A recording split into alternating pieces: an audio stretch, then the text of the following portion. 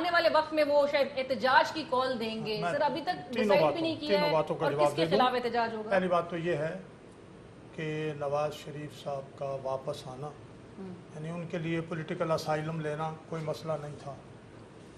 دنیا بھر میں آپ اٹھا کے دنیا کے اخبارات اور ٹاک شوز میں دیکھ لیں, وہ پاکستان میں جو کچھ نواز شریف صاحب کے ساتھ ہوا ہے اور جو الیکشن میں ہونے جا رہا ہے, بڑے بڑے اخبارات نیو یارک ٹائمز جیسے وہ کارٹون آپ کو بتا رہے ہیں کہ کیا ہو رہا ہے. تو لیکن وہ واپس آئے.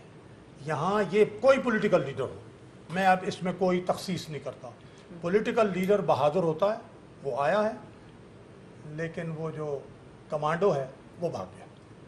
سر لیکن تو بندہ ٹھیک, کیوں نہیں, اب میں آپ سے دیکھیں نا یہ آپ کا نظر کہنا ہے. میں دو تین باتیں کہوں گا. پہلی بات تو احتجاج کی کال, میں وہاں موجود تھا پریس کانفرنس میں کل. انہوں نے کہا کہ وہ انہوں نے یہ کہا کہ جو جلسے ہوں گے ہمارے ان میں ہم نے کالی پٹیاں باندھنی ہیں اور تقریروں میں احتجاج کرنا ہے, لیکن اور الیکشن ہوگا. ابھی تک احتجاج لیکن اس کی کال دی وہ نہیں دیں گے نا, یہی ہے نا کہ کالی پٹیاں باندھیں. سر کس کے خلاف ہوگا احتجاج؟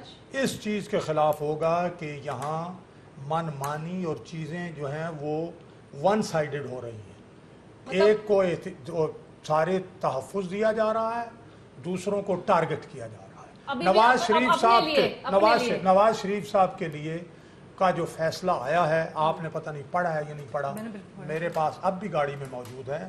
یہ بات لکھ دی گئی ہے فیصلے میں کہ بطور MNA, بطور چیف منسٹر, بطور وزیر اعظم انہوں نے کوئی اپنے اختیارات میں مس یوز نہیں کیے, کرپشن نہیں کی.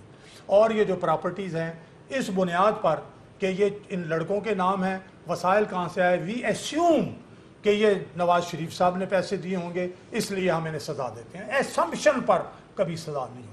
اور جتنے وکلاء اور جتنے ججز, اچھا مینز طے کیے ہیں انہوں نے کہ ان کے مینز کیا ہیں.